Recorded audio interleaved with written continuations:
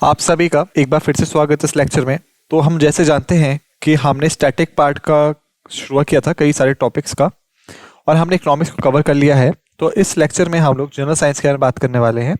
ठीक है, तो हम शुरुआत करेंगे फिजिक्स से फर्स्ट। तो आइए इस लेक्चर को शुरू करते हैं। तो जनरल साइंस में हम पहला स्टार्ट करेंगे फिजिक्स को। ठीक है, और हम लोग यहाँ पे कुछ चीज़ को बहुत क्लियर करना चाहेंगे। पहला कि ये सिर्फ स्टैटिक पार्ट है। ठीक है, क्वेश्चन जो है वो डायरेक्टली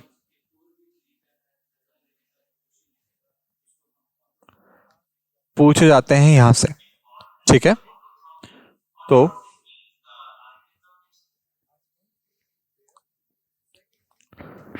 दूसरी चीज है कि यहां पे आप सभी को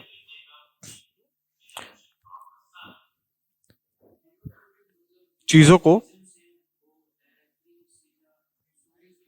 दिमाग पे रखने की जरूरत होगी, और यहाँ पे हम कई सारा छोटा मोटा रिवीजन भी करेंगे। ठीक है, तो ये कुछ चीजें थी जो मैं आपके सामने रखना चाहता था और मैं आपको बताना चाहता था। ठीक है, तो क्योंकि क्वेश्चंस जो है यहाँ सीधे पूछे जाते हैं, और सेकंड चीज आपको ये चीजें दिमाग में रखनी पड़ेंगी क्योंकि ये बहुत ही महत्वपूर्ण चीजें हैं एग्जामिनेशन पॉइंट ऑफ व्यू से। ठीक है, तो प्लीज अटेंशन को जारी रखिएगा। चलिए शुरू करते हैं। तो पहला है यूनिट ऑफ मेजरमेंट के बारे में। तो यूनिट्स ऑफ मेजरमेंट क्या होते हैं और हम इन्हें क्यों पढ़ रहे हैं? पहला, अगर मैं मान लेते हैं कि हमें मेजर करना है या मापना है किसी चीज को। ठीक है, किस चीज के लिए? ये स्पेसिफाई करने के लिए कि उसकी क्वांटिटी असल में कितनी है। ठीक है, तो अगर हमें स्पेसिफाई करना है इसे, तो हम इन्हें किस टर्म में मेजर करेंगे? जैसे कि मैं और आप यहां खड़े हुए हैं। ठीक है, और हम फिर देखते हैं कि यहां पे टेबल है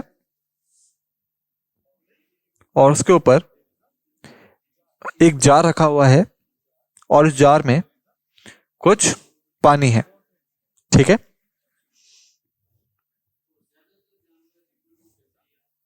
तो यहां पे पानी है। ठीक है, तो मैं और आप यहां पे खड़े हुए हैं। तो अब मैं आपसे पूछ रहा हूं कि आप मुझे बताइए कि यहां पे कितना पानी है और क्या इसमें पानी है। ठीक है, तो मैं आपसे पूछता हूं कि कितना पानी है यहां पे, how much water is there. ठीक है, ठीक है, तो क्या आप मुझे बता सकते हैं ये चीज? क्या आप बता सकते हैं? आप बोल सकते हैं कि हाँ मैं काबिल हूं, मैं बता सकता हूं। कैसे? क्यों हम यहां पे लीटर का इस्तेमाल कर सकते हैं, या फिर कहें गैलन्स का इस्तेमाल कर सकते हैं।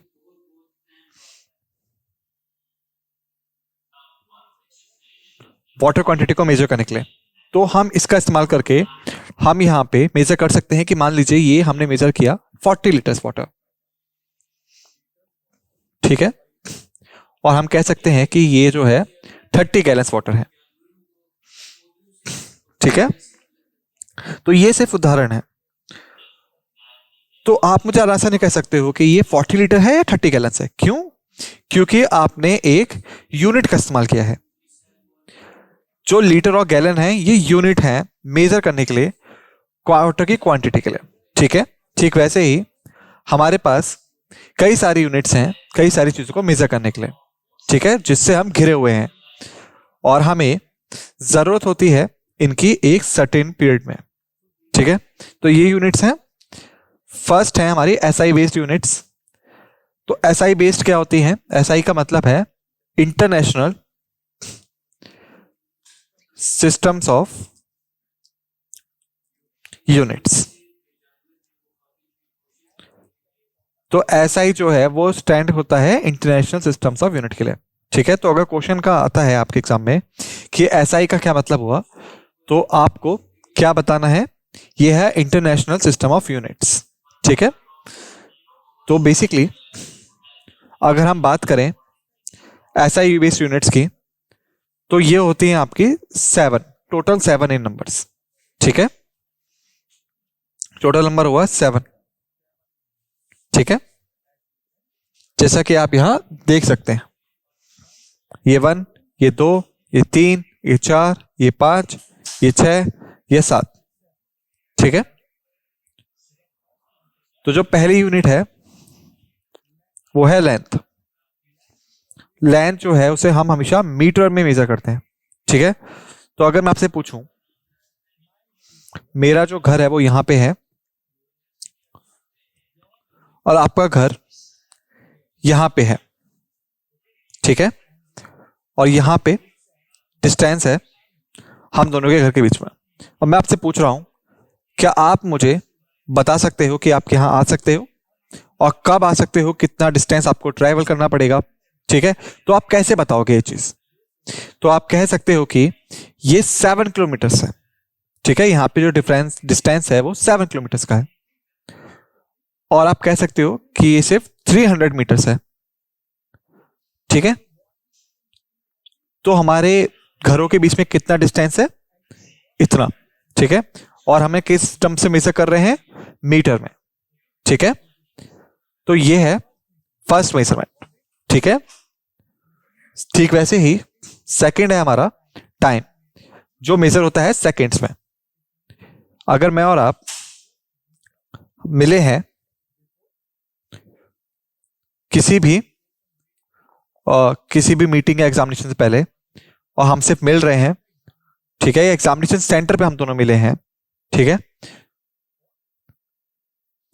और हम एग्जाम के लिए आए हुए हैं। ठीक है, और मैं अब आपसे पूछ रहा हूं कि क्या टाइम है और कितना टाइम बचा है। ठीक है, तो आपने मुझे बोला कि यहां पे सिर्फ 30 सेकंड्स बची हैं एग्जाम खत्म होने में, शुरू होने में। ठीक है, तो कौन सी यूनिट आपने यूज की यहां पे? आपने सेकंड्स में मेजर किया।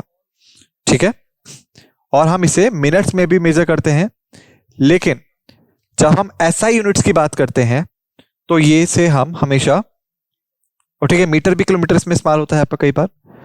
ठीक है, तो हम लोग यहां पे SI में सिर्फ मीटर इस्तेमाल करते हैं और सेकंड इस्तेमाल करते हैं। ठीक है, इसके बाद हम बात करते हैं मास का। तो मास को हम मेजर करते हैं किलोग्राम में। ठीक है, तो यहां पे 2 लोग हैं, मैं और आप, और मैं आपसे पूछता हूं, मेरा वेट है 75 kgs, आपका वेट कितना है? ठीक है, आपने बोला कि मैं बस 65 kgs का हूं। ठीक है, तो हमने किस टर्म्स में मेजर किया ऐसे? केजी फॉर्मेशन में, किलोग्राम फॉर्मेशन में। ठीक है, इसके बाद है हमारे पास इलेक्ट्रिक करंट, जिसे हम मेजर करते हैं एम्पेयर में। ठीक है, मान लेते हैं कि मैं और आप फिर से खड़े हुए हैं किसी भी इलेक्ट्रिक स्विच या फिर लैंप के आगे, और मैंने आपसे पूछा कि इसके अंदर कितना इलेक्ट्रिक करंट कंज्यूम होता है,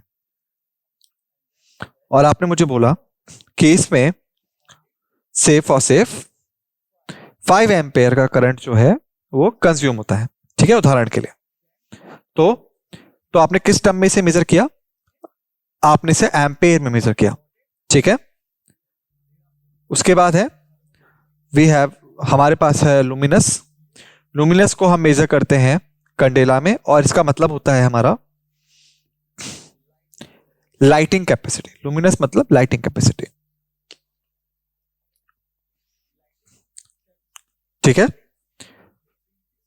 तो इसकी मेजर यूनिट है कैंडेला। उदाहरण के लिए, अगर हमारे पास 2 सोर्सेस हैं, ए और बी, ए के पास जो है पावर वो है 10 कैंडेलास की, TCA या CD, और वहीं बी के पास है 20 CD की। तो क्योंकि यहां पे जो लुमिनस का मतलब है वो लाइटिंग कैपेसिटी है, तो इसको देखने के बाद हम कह सकते हैं जो बी है उसके पास ज्यादा लाइटिंग कैपेसिटी है ए के मुकाबले। ठीक है,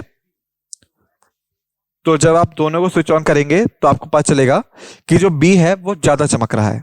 ठीक है, उसके बाद है हमारे पास थर्मोडायनामिक टेम्परेचर, उसे हम मेजर करते हैं केल्विन में, और अमाउंट ऑफ सब्सटेंस को हम मेजर करते हैं मोल में। ठीक है, तो ये थी 7 SI बेस्ड यूनिट्स, और मैं आपको 15 सेकेंड्स प्रोवाइड कर रहा हूं।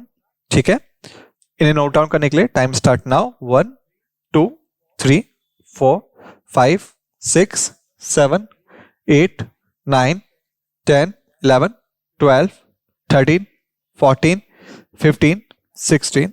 Okay, times up. तो अब हम आगे जाते हैं। तो अब हमारे पास है units of measurement SI drive base. ठीक है, तो बेसिकली ये थी बेस यूनिट, और ये 7 है नंबर्स में। ठीक है, और अब हम जो देखने जा रहे हैं वो है एसआई ड्राइव बेस, जो कि है 22 इन नंबर्स।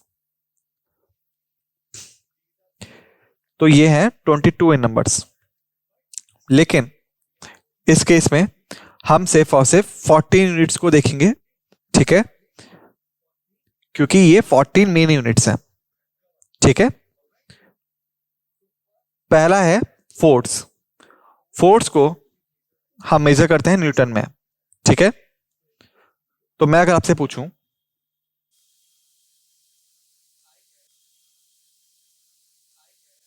मेरे पास, और ये मैंने अप्लाई की है फोर्स किसी भी ब्लॉक पे। ठीक है, और मैंने फोर्स अप्लाई किया इस पे, जो कि है आपका लगभग 10 kg का। तो मैं आपसे पूछता हूं, तो क्या आप मुझे बता सकते हैं कि मुझे कितनी फोर्स इस पे लगानी पड़ेगी, या मैंने कितनी लगाई है? तो आप बोलते हो कि हाँ, आपने इस पे 10 न्यूटन लगाई है। हालांकि उदाहरण है। ठीक है, तो किस यूनिट में आपने मेजर किया इसको? न्यूटन्स में। ठीक है, ओके। ठीक वैसे ही अगर हम आगे बढ़े, हमारे पास है प्रेशर। ठीक है, तो फिर से ये आपका एक साइंटिफिक प्रेशर है, मेंटल प्रेशर की बात नहीं कर रहा हूं। ठीक है, तो ये मेरे आपसे हम्बल रिक्वेस्ट है कि आप इसे पर्सनली मत लीजिएगा। ठीक है, ये हमसे बात कर रहे हैं फिजिकल प्रेशर की या फिर साइंटिफिक प्रेशर की, तो इसे पर्सनली ना लीजिए। ठीक है, तो हम बात करते हैं प्रेशर की। जैसे कि ये आपका कंटेनर है जिसमें कई सारा लिक्विड है या वाटर है। ठीक है, और अगर आप प्रीवियस लेक्चर्स को याद रखें तो मैंने आपको बोला भी था, जो वाटर है वो बाउंड्रीज पे प्रेशर लगाता है कंटेनर की। ठीक है, ओके। तो बाउंड्रीज जो है उस पर प्रेशर है लिक्विड के ऐसे। तो मैं आपसे पूछूं, हमारे पास 30 लीटर वाटर है, तो क्या आप मुझे बता सकते हो कि कितना प्रेशर जो बाउंड्रीज हैं उन पे लग रहा होगा? तो आप मुझे बोल सकते हो कि हाँ, लगभग 20 पास्कल का प्रेशर जो है इस पे लग रहा है। ठीक है, या ये वाटर जो है ये इस पे इतना प्रेशर लगा रहा है। ठीक है, तो जो पास्कल है उसको हमने इस्तेमाल किया है मेजर करने के लिए। उसके बाद है हमारे पास फ्रीक्वेंसी। ठीक है, फ्रीक्वेंसी जो होता है वो बेसिकली ये आपका कनेक्टेड होता है साउंड से। ठीक है,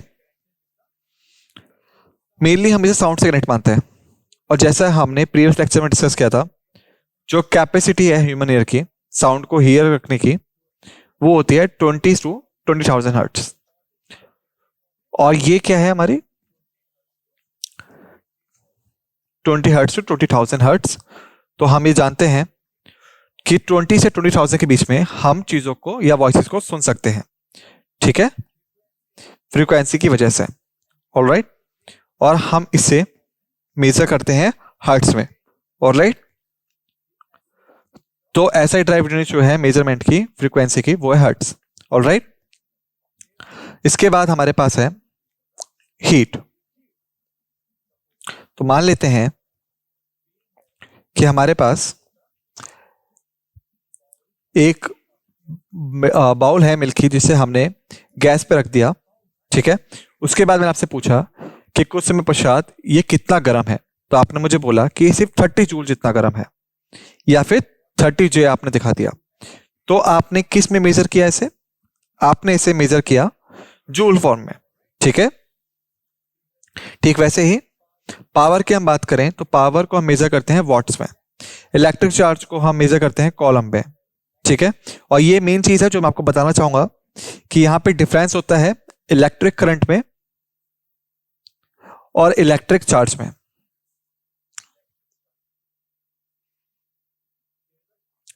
इन दोनों में डिफरेंस है, ठीक है, कि क्या इलेक्ट्रिक करंट है और क्या आपका इलेक्ट्रिक चार्ज है। तो बेसिकली जो इलेक्ट्रिक चार्ज है वो होता है आपका एनी चार्ज जो कि कैटेगराइज्ड है आपका पॉजिटिव में और नेगेटिव में।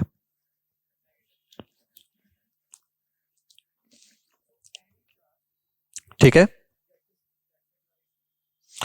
कोई भी चार्ज जो कि कैरेक्टराइज्ड है आपका पॉजिटिव में या नेगेटिव में, तो उसे हम कहते हैं इलेक्ट्रिक चार्ज। तो आप इसे यहां के द्वारा कह सकते हैं कि ये आपका चार्ज पार्टिकल है, तो ये आपका पॉजिटिव हो सकता है या नेगेटिव हो सकता है। तो ये है इलेक्ट्रिक चार्ज। ओके, तो वहीं पे जो इलेक्ट्रिक करंट है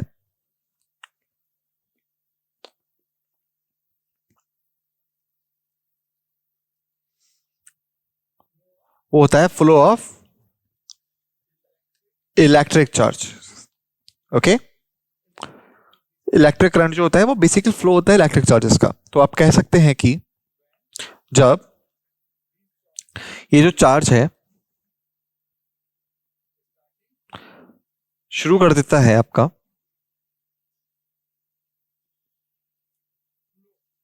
फ्लो करना, तो इसे हम कह देते हैं आपका इलेक्ट्रिक करंट।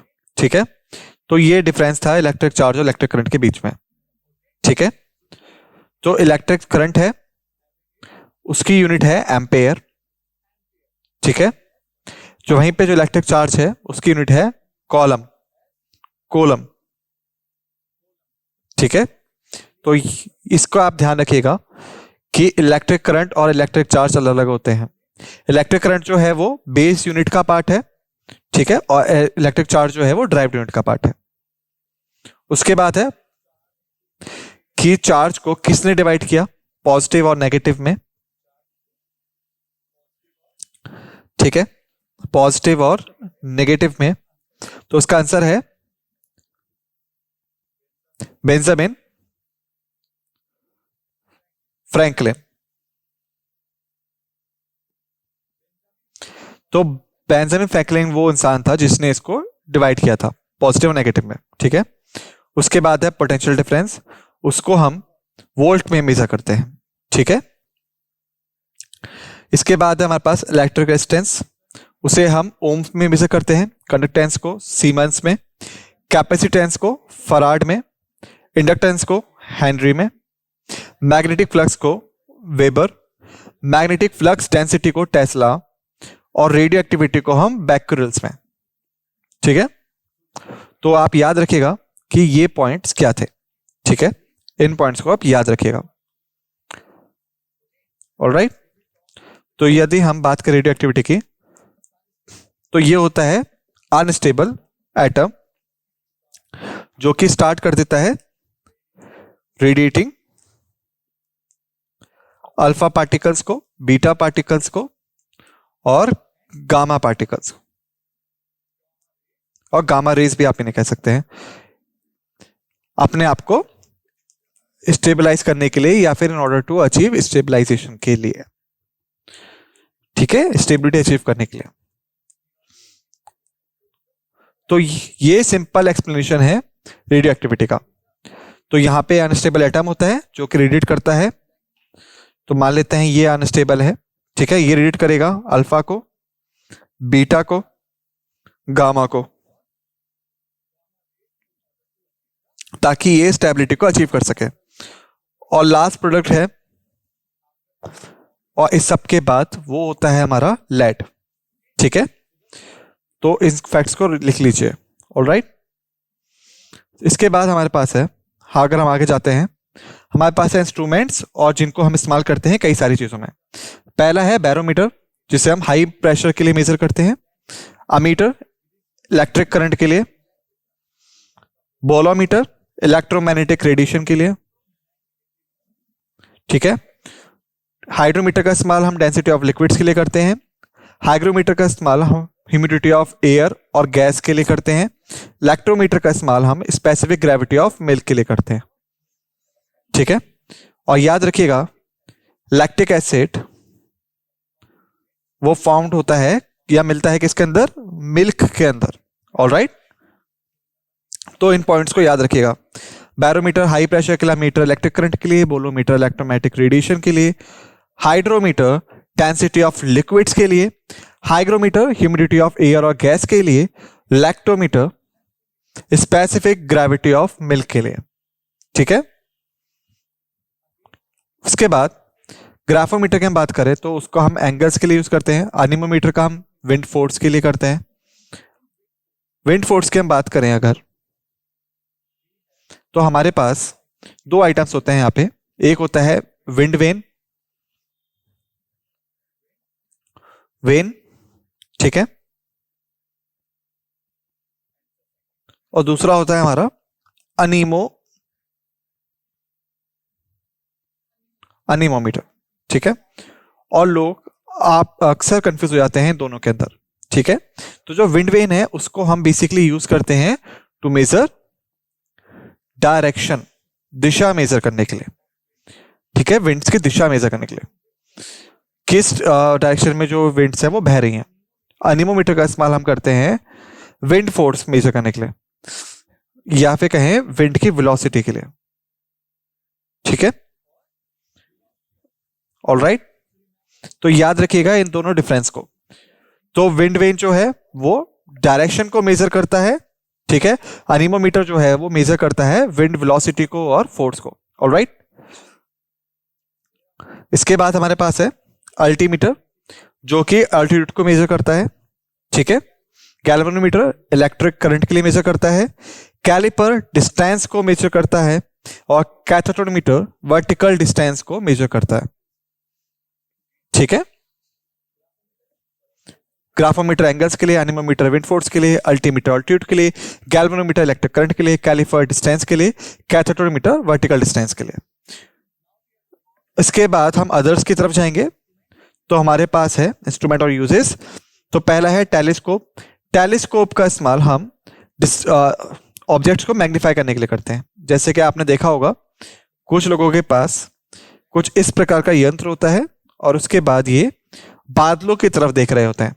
तो ये लोग क्या कर रहे हैं, ये लोग बेसिकली यूनिवर्सल ऑब्जेक्ट्स को देखना चाहते हैं या डिस्टेंस ऑब्जेक्ट्स को देखने की कोशिश कर रहे होते हैं। तो इसके लिए ये इस्तेमाल करते हैं टेलीस्कोप का। ठीक वैसे ही आपने कुछ लोगों को देखा होगा जो कि कुछ इस प्रकार के यंत्र से कुछ इस प्रकार की चीजें देख रहे होते हैं। तो ये होता है आपका माइक्रोस्कोप, जिसका इस्तेमाल हम इनविजिबल या फिर छोटे छोटे चीजों को देखने के लिए करते हैं जिन्हें हम आमतौर पे नहीं देख सकते। ठीक है, ऑलराइट, और आप कह सकते हैं कि अगर ये सबमरीन है, पेरिस्कोप की हम बात करते हैं हम तो, ठीक है, और ये यहां पे पानी है, वाटर है, तो ये होगा आपका पेरिस्कोप। क्योंकि जो सबमरीन है वो वाटर में सबमर्ज होती हैं, अंदर की तरफ होती हैं, तो इसीलिए पेरिस्कोप इस्तेमाल करती हैं ताकि ऊपर की चीजों को देख सके कि ऊपर क्या चल रहा है। ठीक है, उसके बाद है स्टेथोस्कोप, जिसका हम इंटरनल साउंड ऑफ एनिमल और ह्यूमन बॉडी सुनने के लिए इस्तेमाल करते हैं। ठीक है, उसके बाद है एंडोस्कोप। एंडोस्कोप का इस्तेमाल हम लोग हॉलो ऑर्गन के या ग्रेविटी ऑफ ह्यूमन के लिए इस्तेमाल करते हैं। कैलिडोस्कोप का इस्तेमाल हम लोग ग्लास मिरर्स और प्रोड्यूस करने के लिए इस्तेमाल करते हैं, पैटर्न्स के लिए। ऑसिलोस्कोप का इस्तेमाल हम स्क्रीन पे कैथोड रेज ट्यूब डिस्प्ले करने के लिए करते हैं। ठीक है, इसके बाद है हमारे पास ग्राफ्स। फर्स्ट ग्राफ है सिस्मोग्राफ। इसका हम इस्तेमाल करते हैं अर्थक्वेक को मेजर करने के लिए। ऑलराइट, तो आप सभी ने देखा होगा कि 7.8 रिक्टर स्केल का अर्थक्वेक था या 6.5 रिक्टर स्केल का अर्थक्वेक था। तो इसका मतलब क्या हुआ, इसका मतलब हुआ है कि सिस्मोग्राफ की वजह से हम इसे मेजर कर सकते हैं, इंटेंसिटी को मेजर कर सकते हैं। जितनी ज्यादा वैल्यू होगी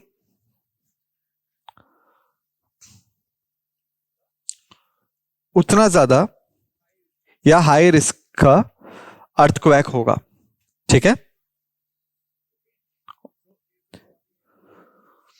तो यदि अगर ये सिर्फ 3.8 रिक्टर का है तो ये छोटा है।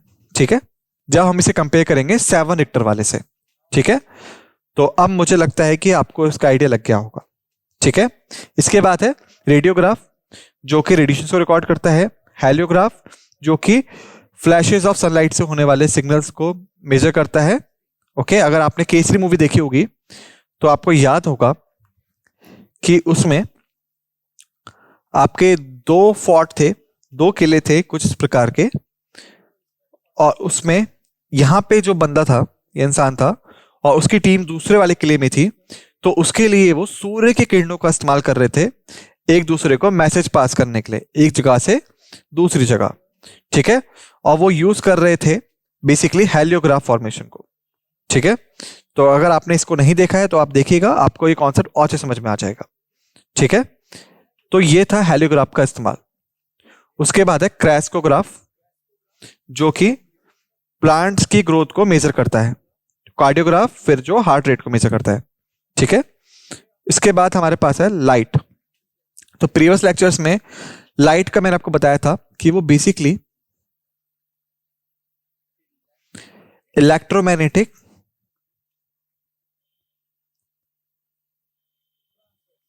ट्रांसफर वेव्स होती है,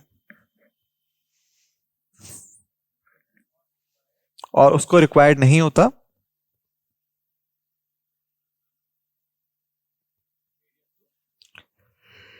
कोई भी मीडियम ट्रैवल करने के लिए। ठीक है, और यहां पे मेरा मीडियम से क्या तात्पर्य है? मीडियम जो है वो बेसिकली आपका 3 तरह का होता है, सॉलिड, लिक्विड और गैस। ठीक है, तो लाइट जो है वो इलेक्ट्रोमैग्नेटिक ट्रांसफर वेव्स है, जिसको कोई मीडियम नहीं चाहिए ट्रैवल करने के लिए, और ये आपका लाई करता है अल्ट्रावायलेट और इंफ्रारेड रीजन के बीच में, और इसकी वेवलेंथ है 3900 से 7800 के बीच में। ठीक है, और उसके बाद हम आगे बढ़ेंगे तो यहाँ कुछ पॉइंट्स है जो हमें याद रखने होंगे कि जो कलर ऑफ लाइट है लॉन्गेस्ट वेवलेंथ का वो है रेड। ठीक है, शॉर्टेस्ट वेवलेंथ का है वायलेट, और जो स्टडी है प्रॉस्पेरिटी और बिहेवियर की लाइट के वो है ऑप्टिक्स।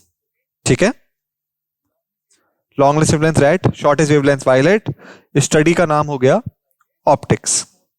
ठीक है, टाइम जो लगता है सनलाइट का अर्थ पहुंचने में वो होता है 8 मिनट 20 सेकंड्स। ठीक है, वहीं पे मून लाइट के लिए वो होता है 1 मिनट 3 सेकंड्स। 3D इमेज का हम इस्तेमाल करते हैं इंटरफ्रेंस ऑफ लाइट के साथ में, तो वो होता है हमारा हेलोग्राफी। उसके साथ लाइट एक्साइटेशन, और जिसको हम सर्जरीज या प्रिंटर्स में इस्तेमाल करते हैं, वो होता है लेजर। ठीक है, उसके बाद वो कलर लाइट का जो सबसे ज्यादा कंडक्टिव है फोटोसिंथेसिस में वो है ब्लू कलर। ठीक है, उसके बाद स्टडी जो स्पीड होती है लाइट की वो स्लोअर होती है ट्रांसपेरेंट मीडियम्स में, अगर हम उसे डिपेंड करें रिफ्रैक्टिव इंडेक्स से। ठीक है, अगर हम प्रीवियस लेक्चर्स की बात करें तो मान लेते हैं ये यहाँ पे सॉलिड सब्सटेंस है और लाइट यहां से आ रही है, तो लाइट जो है वो थोड़ा सा डेविएट हो जाएगी। ठीक है, तो इसको हम कहते हैं कि ये निर्भर करता है रिफ्रैक्टिव इंडेक्स पे मीडियम के। ठीक है, स्पीड ऑफ लाइट जो होती है वो स्लोअर होती है ट्रांसपेरेंट मीडियम में। ठीक है, और जितनी कम आपकी वेवलेंथ होगी उतनी ज्यादा स्कैटरिंग होगी लाइट की। ठीक है, तो अगर वेवलेंथ ज्यादा है, ठीक है, और यहां पे सॉलिड आइटम है लाइट के रास्ते के बीच में, पाथ में, तो लाइट जो है वो कम स्कैटर होगी। वहीं पे अगर शॉर्ट वेवलेंथ है तो लाइट जो है वो ज्यादा स्कैटर हो जाएगी। ठीक है, और यदि अगर हम इसे कनेक्ट करने की कोशिश करें इससे, तो रेड जो है उसकी लॉन्गेस्ट वेवलेंथ है, तो ये आपकी लीस्ट स्कैटर होती है। ठीक है, या लीस्ट स्कैटर राइट है, और क्योंकि वायलेट की सबसे शॉर्टेस्ट है तो ये सबसे ज्यादा स्कैटर्ड होने वाली लाइट फॉर्मेशन है। ठीक है, और जो आपका आसमान है वो नीला क्यों दिखता है? क्योंकि जो आपकी ब्लू लाइट है वो स्कैटर होती है वहां पे। ठीक है, ठीक है। उसके बाद हम डिस्पर्सन लाइट की बात करेंगे, तो ये है रेनबो फॉर्मेशन। ठीक है, तो यहां पे कितने कलर्स होते हैं? 1 2 3 4 5 6 और 7। ठीक है, यहां पे टोटल 7 कलर्स हैं रेनबो में। तो हम इन्हें ऐसे लिख सकते हैं और आप इसे याद रख सकते हैं इस फॉर्मेशन से, विबगोर फॉर्मेशन के द्वारा। ठीक है, वी का मतलब हुआ वायलेट, आई का मतलब इंडिगो, बी का मतलब ब्लू, जी का मतलब ग्रीन, वाई का मतलब येलो, ओ का मतलब ऑरेंज, आर का मतलब रेड। ठीक है, उसके बाद हाई टू लो वेवलेंथ क्या होगी हमारी? ये हमारा होता है फ्लो चार्ट उसका। ठीक है, और इसको अगर आप रिवर्स ऑर्डर कर देंगे तो आप समझ जाएंगे। Red, orange, yellow, green, blue, indigo, violet, VIBGYOR का रिवर्स ऑर्डर है ये यहां पे। ठीक है, उसके बाद हम साउंड के इफेक्ट्स की बात करें तो डेसिबल जो है ये मेजर करता है लाउडनेस ऑफ साउंड को, कितना ज्यादा लाउड है साउंड आपका। पिच, ये बेसिकली वाइब्रेशन रेट को मेजर करती है जो वोकल फोल्ड्स का होता है। उसके बाद सोनार की हम बात करें, सोनार की फॉर्म होती है साउंड नेविगेशन रेंज। इसका हम समुद्र की गहराई नापने के लिए इस्तेमाल करते हैं समुद्र में। ठीक है, जैसे कि ये जहाज है, ये सोनार का इस्तेमाल करेगा ताकि पता चले कि समुद्र की गहराई कितनी है। ठीक है, उसके बाद 70 मीटर्स की हम बात करें, एको सुनने के लिए ये आपका मिनिमम डिस्टेंस होता है। ठीक है, उसके बाद हम बात करें 85 डेसिबल्स की, तो ये लास्ट लिमिट है जिसके आगे जाके आप चीजें नहीं सुन सकते, और यदि अगर आप इसके ऊपर जाते हैं तो फिर आप बहरे भी हो सकते हैं। जो एनिमल्स हैं जो कि साउंड को प्रोड्यूस करते हैं हाई पिच पे, वो होते हैं आपके एलिफेंट्स, और इसका इस्तेमाल वो करते हैं कम्युनिकेट करने के लिए। ठीक है, साउंड जो है वो 4 गुना ज्यादा तेज ट्रैवल करता है मेटल में हवा के मुकाबले। तो आप लिख सकते हैं जो साउंड है वो फास्ट ट्रैवल करता है मेटल में या सॉलिड में, बेसिकली आप कह सकते हैं। तो साउंड जो है वैक्यूम में ट्रैवल नहीं कर सकता, यानी इसको रिक्वायर्ड होता है कोई ना कोई पर्टिकुलर मीडियम प्रोपेगेट करने के लिए। वहीं पे सुपरसोनिक एयरक्राफ्ट जो है वो क्रॉस करता है साउंड बैरियर्स को, वो रिजल्ट करता है सोनिक बूम में। तो जब भी आपने किसी भी जेट को देखा होगा, जैसे मान लेते हैं ये कोई जेट है, तो आपने देखा होगा